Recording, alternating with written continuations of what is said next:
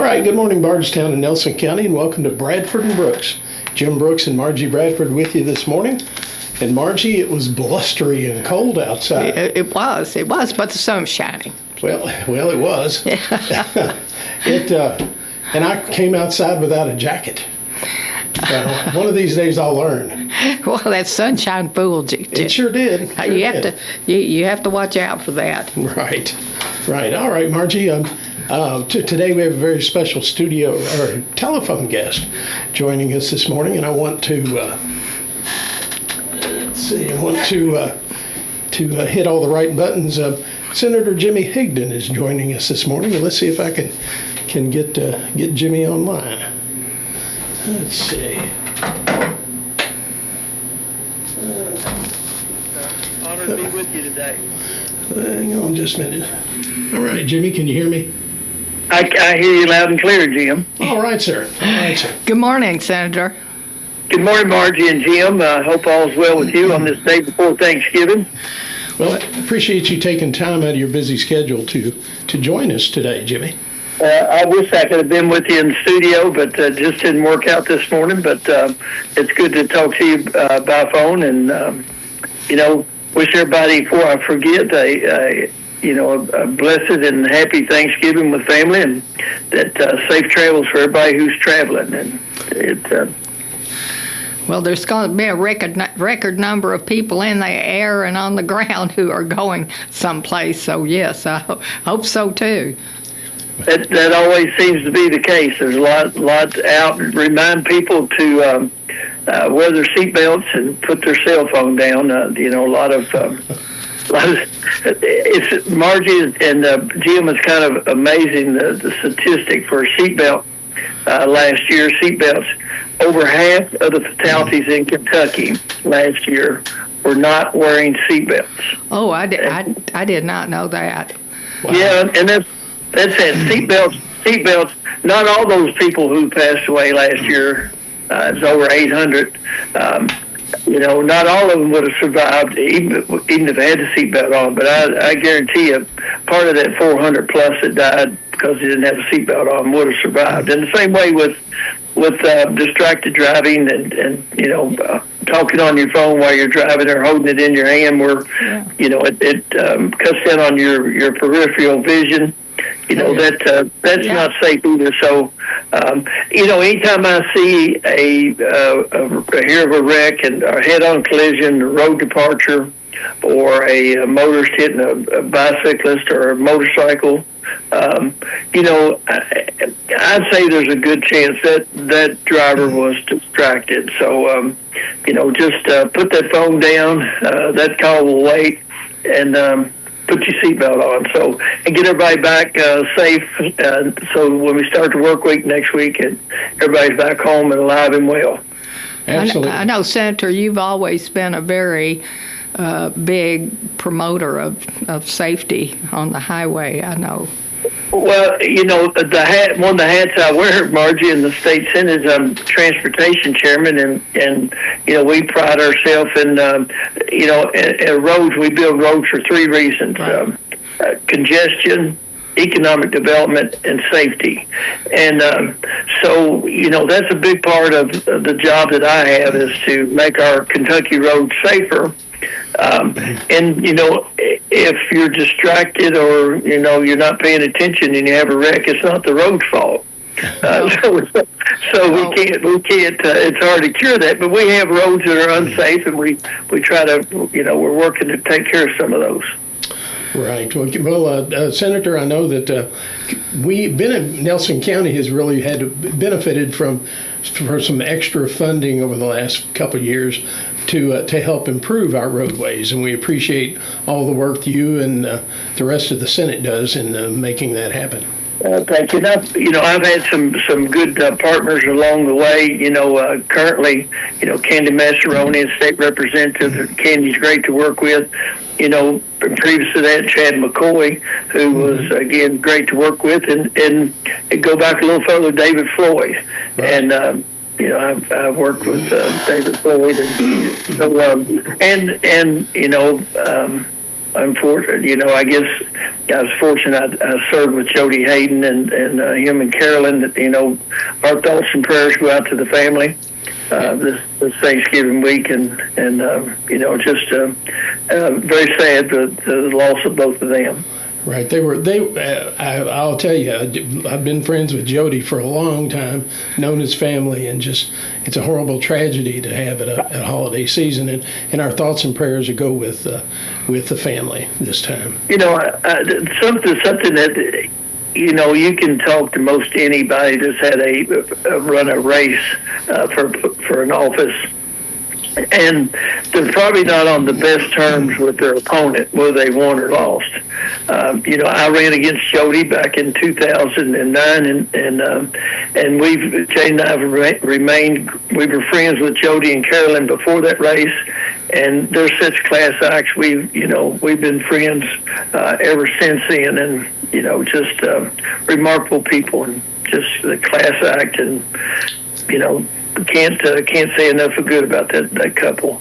Right. And Jody was he loved talking politics, and so whenever he had a chance to pin me down, we would talk about the latest issues. And I always, that's the one thing I really enjoyed about Jody, was that we could have different points of view, but still be friends. Right. And one of Jody's things, he would always say that I'm not a politician. Mm-hmm. And he wasn't. He was a business person, and he was there to do a job. But he was a good man. Absolutely. Well, Jimmy, we again appreciate you coming on today. And Margie and I have been talking about, and of course we've seen, I guess, opinion pieces and analyses by think tanks about the next year's state budget and the impact that federal legislation and cuts may have on really kind of complicating the job that you guys have to do beginning in January. It does, Jim. We've been fortunate in the last several budget cycles. We've accumulated about a $4 billion surplus.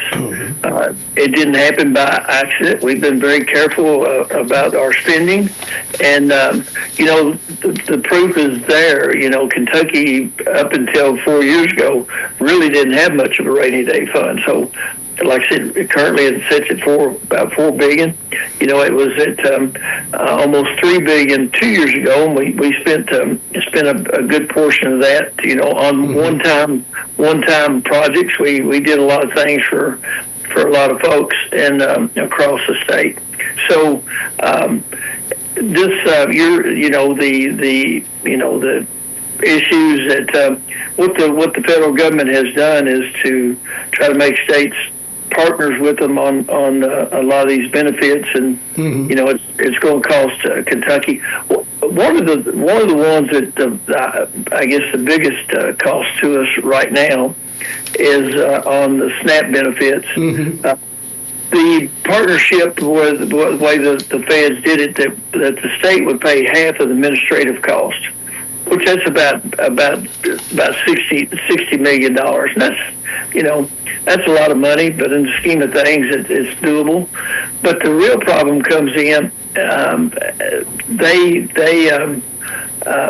come up with another formula on error rate, where states were making mistakes or having people that qualified for SNAP that or allow them to get SNAP even though they didn't qualify, not checking, watching it close enough, or whatever the reason was. Right. But our error rate was at 10%. By the way, the highest error rate in the country, and that's going to cost us about $200 million. The way they have that formula fixed. So hopefully we can hear very well. That's the biggest stuff. So it's going to be about $250 million hit on SNAP in the next two budgets, and again that takes away $250 million's a large chunk of change. So that'll take away from other things. Most likely it will not allow us to put much in the rainy day fund. Well, Jimmy, I know that there's cuts coming to Medicaid as well. And Yeah, and there is, as the bill is written, there's changes coming, but very deep inside that bill, that was a good thing. None of those changes will take effect for 3 years. okay, So future Congresses have, they have a lot of time to talk about it and come up with a better plan how to fund Medicaid. And in Kentucky, one in 3 people in Kentucky are on Medicaid, right, and that's and that goes back to COVID years where they pretty much anybody qualified for Medicaid. right, They didn't. They took the income restrictions off of it, and we have a lot of people on the Medicaid rolls that are. We have what we call MCOs, managed care organizations, and we have 6 of them in Kentucky. And Passport used to be was probably one of the most popular ones around here. So in Passport, say they have 100,000 people in Passport that they cover the Medicaid for. Well, the state pays them a capitated rate. They pay them so much every month for that 100,000 people. Whether that person has a lot of medical needs or a person has no medical needs, they get it's about $900 a month per person for Medicaid. There give or take a few dollars. I'm not exactly sure of that figure. It could be up to $1,000 a month now. But we pay those MCOs, and when the MCOs were created, the way they were supposed to make money is that they would help people, especially with we have a lot of diabetes in Kentucky, and they would help people get their supplies and their doctor visits and get them well, get them to where they weren't so sick, and they were going to save money for the state on Medicaid that way, and that's how they would make money, is by making their constituents or helping their constituents be in better health. Now I don't know that ever worked, and now we have a lot of people on Medicaid that probably don't even know they're on Medicaid, and the state pays those MCOs every month, where they go to the doctor, where they've used it anytime this year, or so. There's some work to do there with the MCOs to clean those rows up too. And I say somebody might not even know they're on there right now until these fixes go into effect. If someone went to the hospital and they went to the emergency room and they didn't have insurance and didn't have Medicaid, they could sign them up for Medicaid right there. And really not checking their citizenship or anything. They would sign them up, and they would be on. Medicaid would pay for that, and they would be on the Medicaid rolls from then on. So that's one of the reasons we're up to 1 in 3 Kentuckians on Medicaid, because there's I won't call it. It's not fraudulent, but just the system is somewhat broke, and there's not a lot of oversight on the way we're doing it. So we need more oversight. The federal government's right in saying we need changes.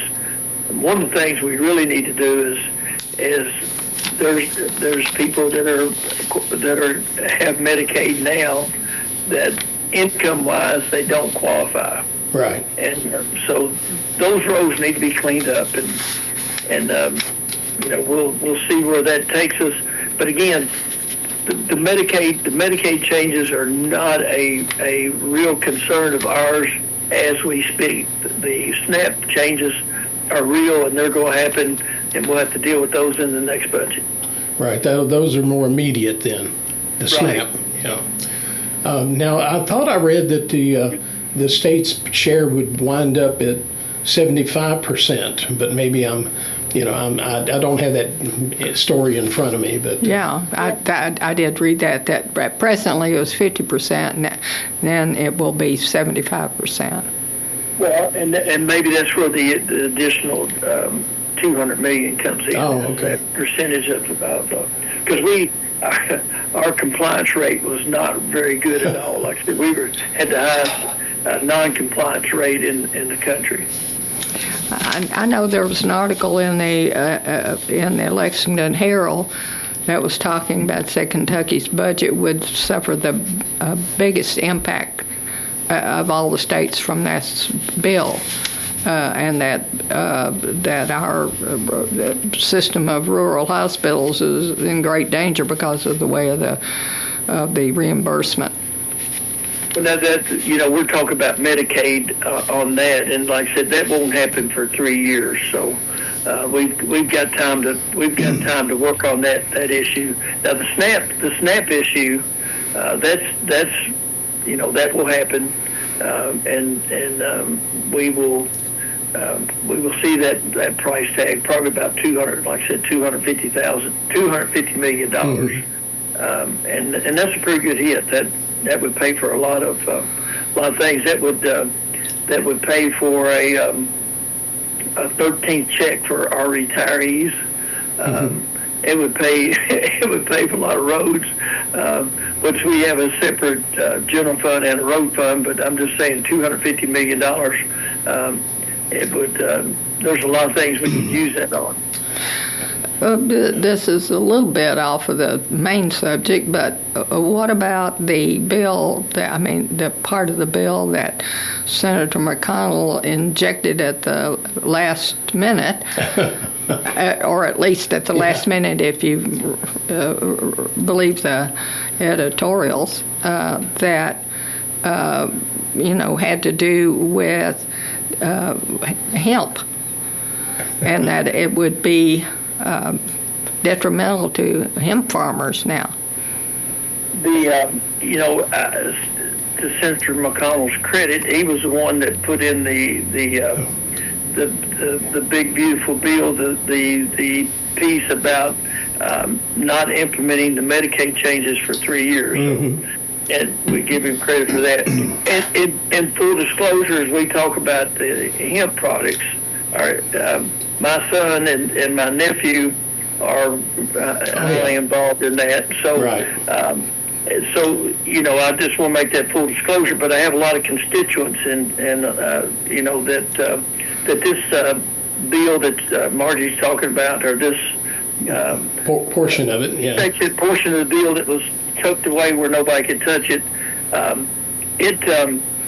In 1 year, it makes hemp-derived products in Kentucky illegal.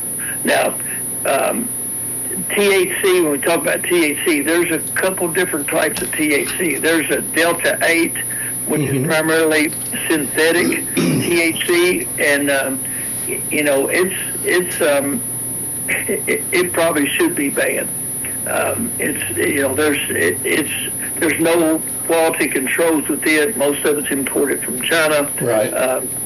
So now, but you go back to the hemp-derived THC, which is very low concentrations of THC.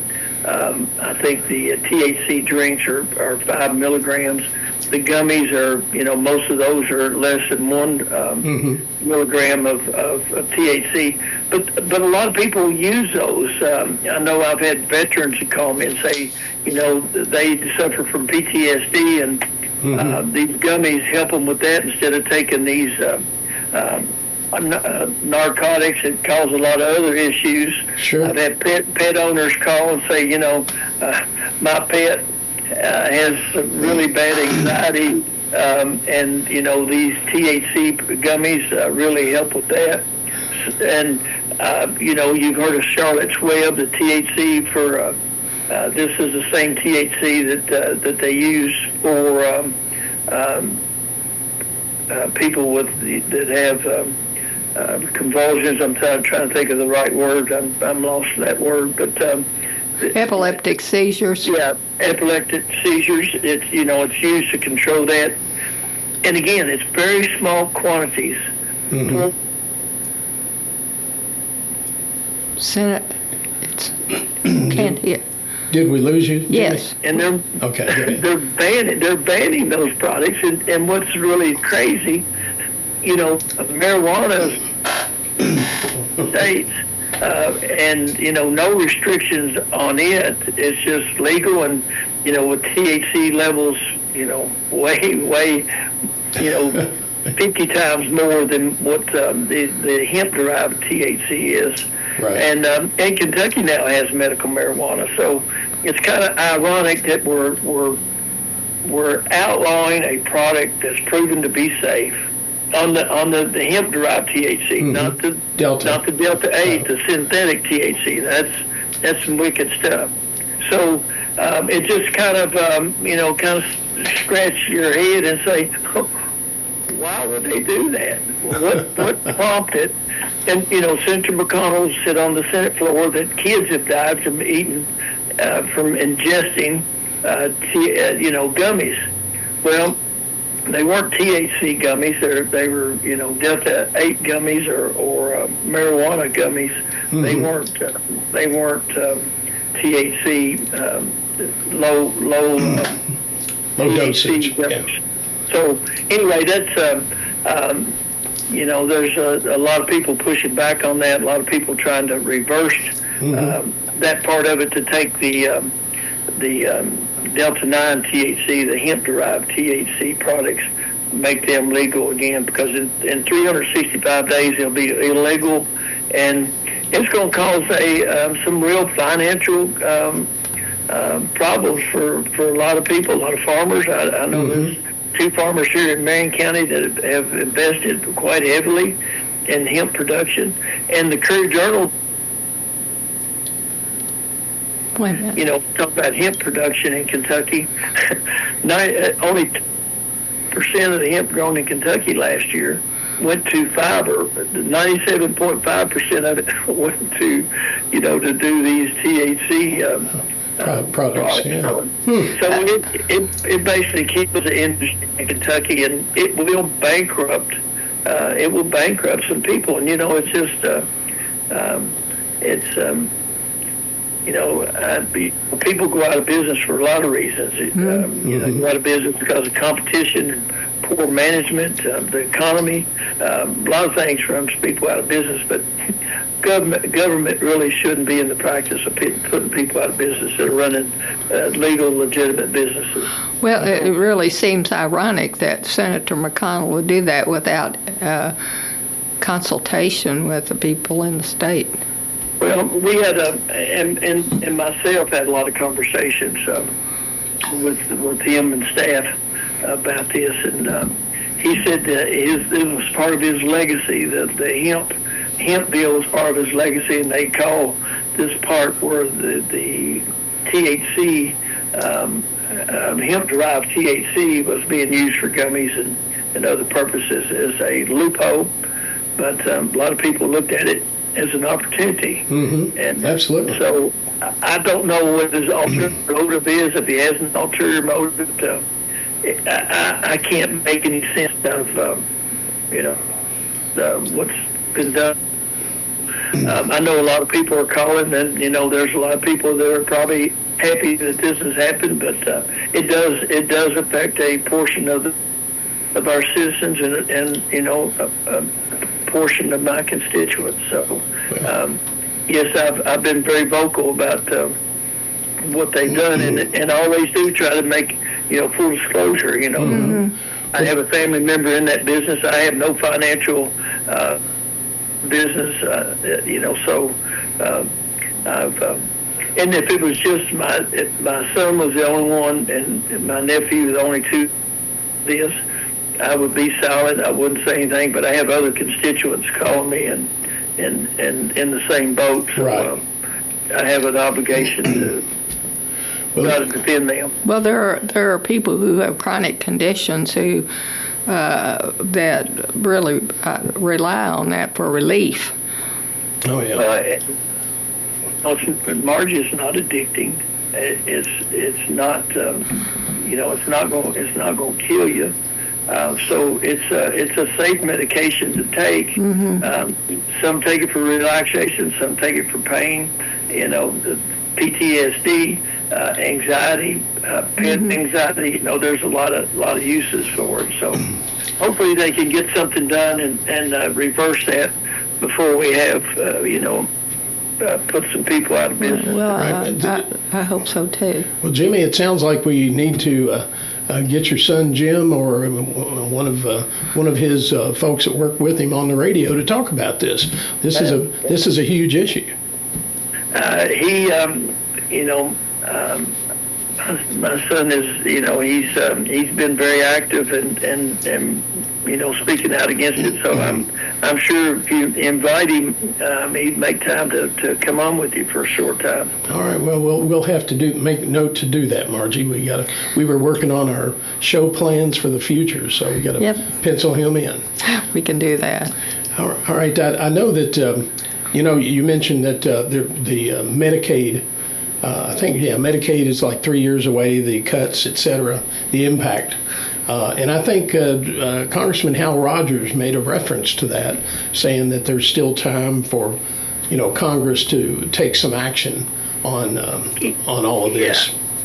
That whole system has kind of gotten out of whack, and they really need to come up with a better system than what we have. The Obamacare, when the people go online and buy that's that insurance. I forget what they call that system. But anyway, that those deductibles on that insurance are, the insurance is fairly inexpensive, but they carry $6,000 and $8,000 deductibles, and so just again, the whole system needs to be looked at and changed and come up with something that's affordable and something that works for folks. We did, Jim, you and Margie are both covered by hate to assume.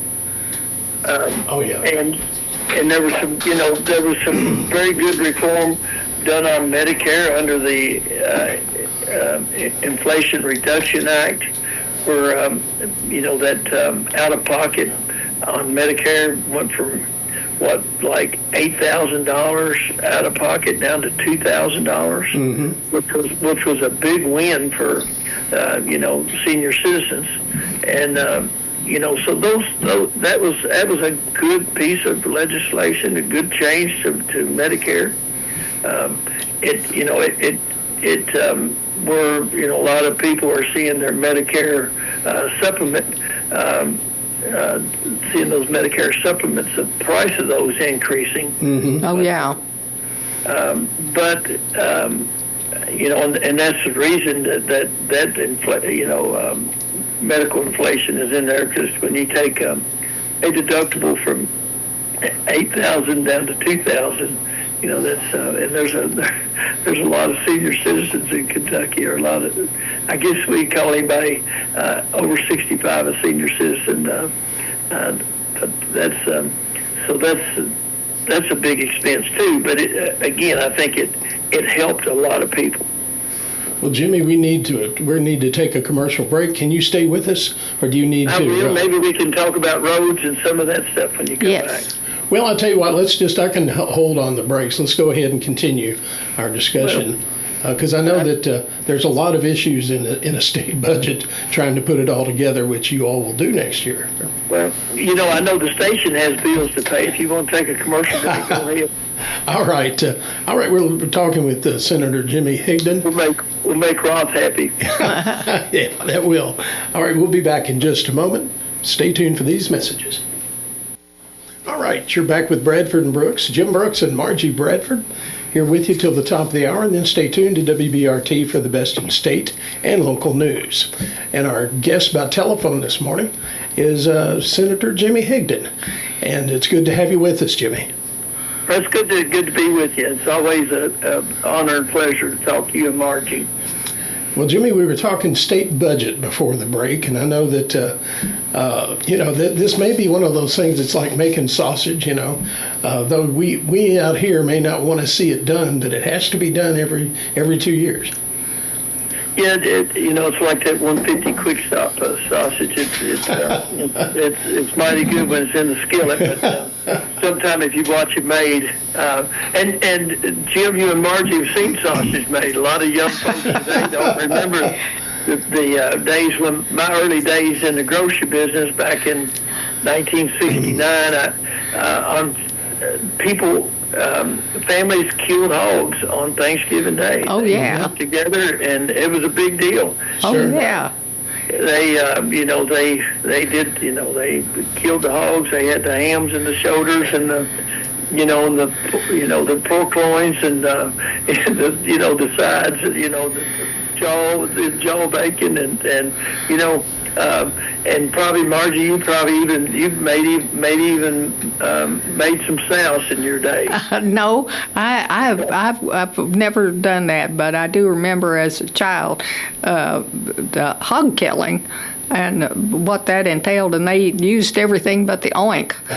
That's exactly what I was getting ready to say. They eyeballs and all. If you had the pigtails you saved, and the hocks, and the pig ears, and you made bacon out of the jaws, and then, like I said, everything else was boiled and highly seasoned and made into kind of a pudding-like and poured in. They made soap too. Yeah, well, I never experienced that. But anyway, a lot of people killed hogs on Thanksgiving Day, and that was one of my first jobs was as a kid, way before OSHA started cracking down on young people using equipment. But at 16 years old, on the Friday after Thanksgiving, I ground sausage all day long. People would add the sausage in, and one older gentleman came in, and of course we had the seasoning you put in per one packet per so many pounds. And anyway, right. I knew what that combination was, but pepper and red pepper, you kind of ask if they wanted it hot, medium, or mild. And this one gentleman told me, says, "Young man, you can't make it hot enough for me." And so we poured the red pepper to it, and he came back the next year, and I was getting ready to grind the sausage. I said, "Now, how you want that?" And he said, "Now, back off that red pepper." That was a little too hot. So I've been in the sausage making business, so it's. But anyway, the budget is a complicated moving piece, and a lot of lot goes into it. The governor will present his budget, right. And it goes to the House of Representatives, and then they craft their budget and send it to Senate, and then the Senate puts its mark on the budget and sends it back to the House, and they don't agree, and we go to conference committee and kind of stamp it out. So really, I tell people, if what you want the budget's in there, when it comes to the Senate, don't celebrate, because it can get out. And if what you want's not in the budget, don't give up hope. When it goes to the conference committee, it could show back up. So right. It's about $16 billion a year budget, and again, this year, as the last budget cycle in 2024, we do have a rainy day fund of about $4 billion. Now, we're not going to spend all that. We'll make sure we continue to have a healthy rainy day fund, but $2 billion of it, or $2.5 billion of it, could be spent for one-time things. We never budget out of surplus for recurring costs. Right. We do a lot of projects, a lot of infrastructure projects, a lot of those type of one-time monies. Last time, 2 years ago in the budget, I asked for $1 billion of general fund dollars to go to the to transportation, and basically we did get it. There was $250 million of general fund money that went to the Vince Spence Bridge. $150 million went to the Mountain Parkway, and those were to match federal grants that we got. And we've also had $150 million in there for the I-69 bridge. And then $450 million we put into the transportation budget for growth county projects and projects that were ready to go to construction. So, that was very good. And then we did a lot of other projects, probably another $1.5 billion worth of other projects across the state. And we'll have those requests now, and it's a good thing. But our budget's changing, so we're going to be very careful. We've experienced a lot of surplus. Probably some of it was because of COVID money. The economy's been good. It's still plugging along. Our revenues are good. One of the things that a lot of people don't realize, but if you watch every month when the sales tax collections come in, our sales tax revenues continue to go up. A lot of that, some people think is because of the reforms we did a few years ago, where we moved sales tax to some services. But the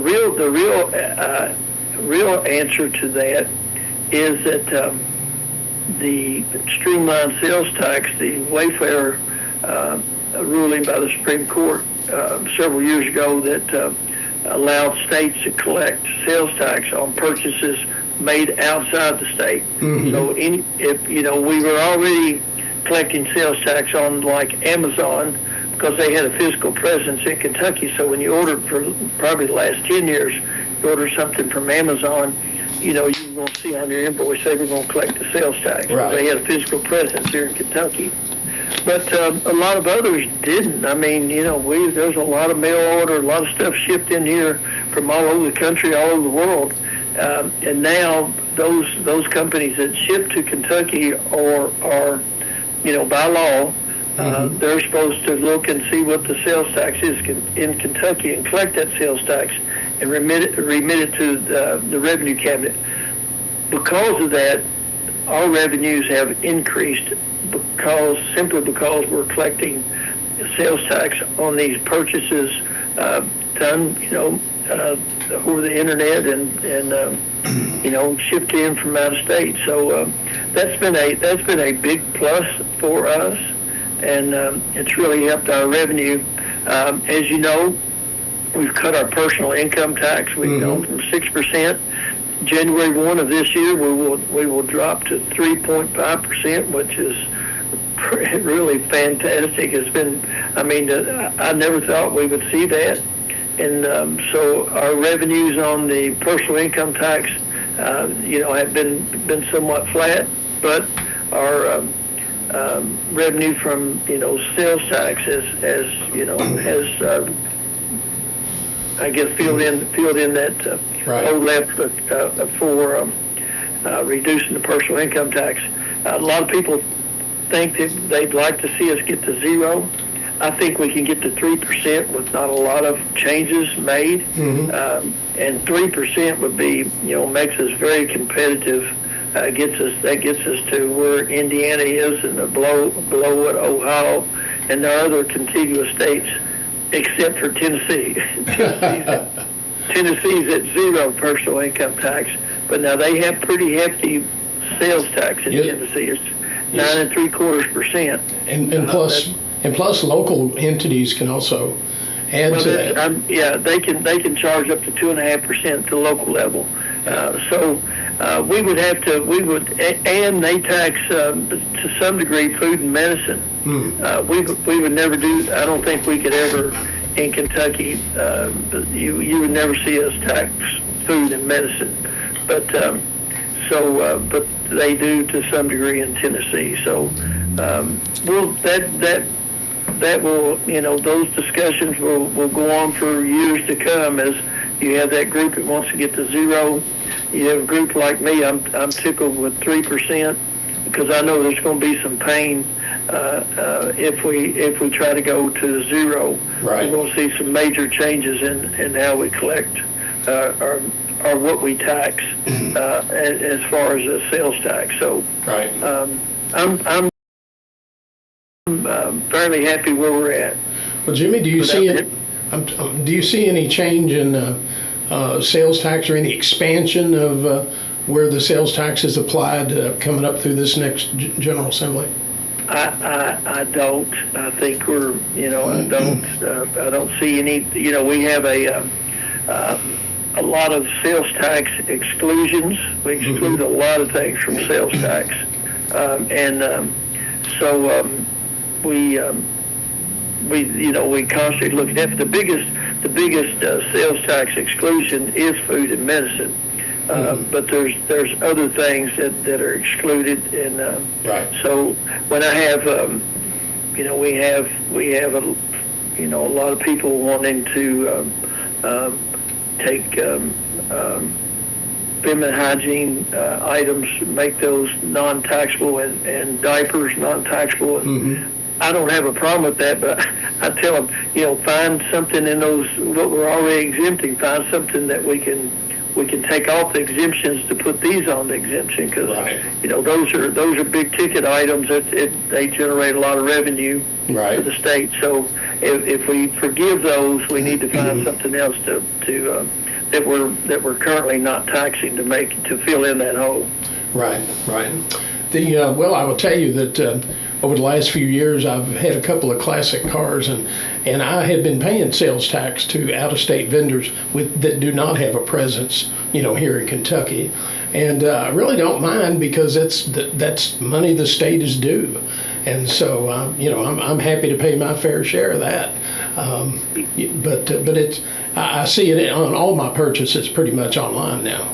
Yeah, for all of our life, Jim, it's been the law that anytime you bought something from out of state Yeah. and didn't pay sales tax on it, you were supposed to report that on your income tax. That's right. That's right. I don't think anybody did. I'll take the fifth on that. I guess out of ignorance, I didn't know that you were supposed to do that. Well, I think some car dealers years ago even used to, brag about, well, there's no sales tax to Indiana, and if you buy a car and you're in Kentucky, or no sales tax to Kentucky, I guess, the way it used to be. I don't know, but. In transportation,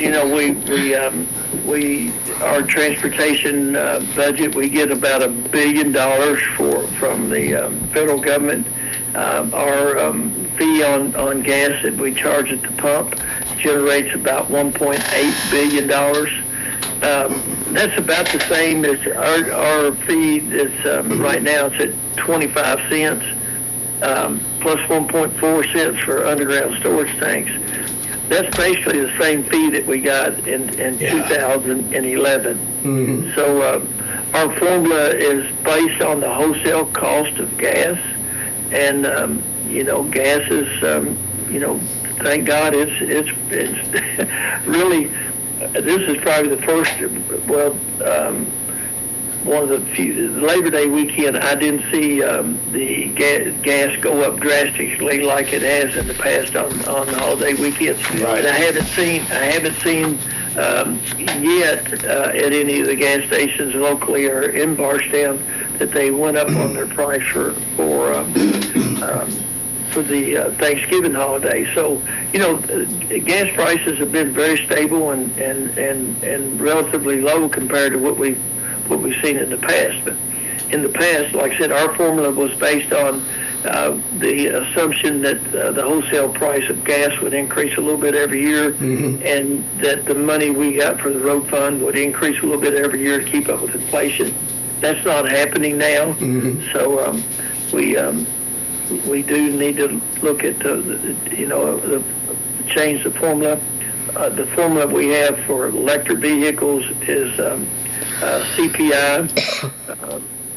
So you get the consumer price index. If it went up 3%, then the fee on gasoline would go up 3%. Right. And that's what we do on electric vehicles, and So we'll look at and see if that's something we can do with the on gas. Like I said, we need something. We need to keep up with inflation. 'Cause right now, what's really suffering we have what we call the formula of FIS, and half of what we collect at the pump goes to the state for construction and all the mowing and all of our every county has a state barn and a state crew, and you have all the stuff in Frankfurt, the infrastructure and all the I guess the management of the transportation cabinet, and a lot of money goes to pay for that.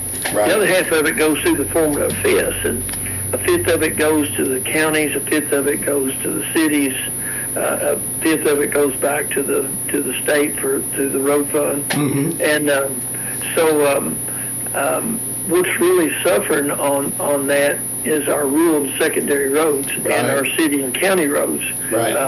They're getting the same amount of money as they did back in 2011. Of course, you can't buy as much blacktop now as you for. I guess a ton of blacktop is probably more than doubled in that time. So we used to, you could depend on, a road, what we call back roads, being paved no longer than every 12 years. We had a study, we had the transportation cabinet to give us a list of roads that haven't been paved for 15 years or longer. And what they gave us at the price to pave those roads was about $350 million. So we're that far behind. We're only spending about $70 million a year on rural and secondary roads. So, did you say $350 billion or $350 million? It's $350 million. Did I say billion?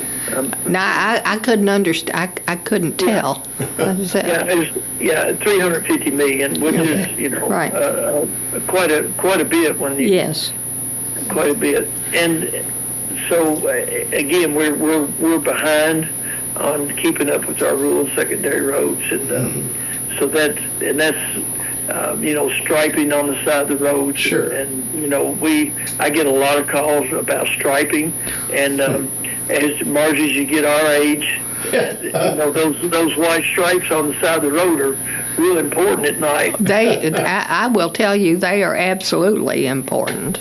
So, we're not, we'd like to do more of that, but like I said, the funding is just not there. So, switching gears to construction, if you've been toward between Barstown and Springfield, you know that section in Washington County of 150 is under construction, and they're behind schedule. They were supposed to finish that up this fall.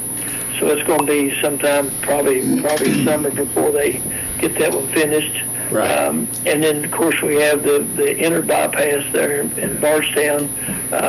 Parts of it will be open this before the first of the year from Templeton over to 62 will probably be open. Right. But from Templeton out to 245, it'll be spring before that's open. Right. They're going to work on that intersection with 245. Right. That's going to be a major project there. So sure. But that'll be finished next year. All right. Well, Jimmy, I hate to interrupt, but we are just about out of time. Well, that's, time flies when I'm talking to you two. And thank you so much. That's right. Well, thank you all, and I'm proud to serve Nelson County, and it's an honor, and I appreciate the people of Nelson County having trust and faith in me and let me serve, and so I wish everybody a happy Thanksgiving, and we'll talk again, Jim and Margie, when the session starts. How's that? That sounds great. Yes, sounds great. All right, thank you, Jimmy, for your service to our community and all the good you help make happen. Well, thanks, and hats off to my counterpart, Candy Massaroni. She does a fine job, and she's great to work with. Absolutely. All right. Thank you, Jimmy. We'll see you next time. Thank you. Thank you. All right. Well, that's going to do it. We're over time here on Bradford and Brooks. We will see you next Wednesday with another show, and I'll try to get all these buttons straightened out, and we'll be on Facebook Live next week. All right. Have a great weekend and a great holiday, and we'll see you next time.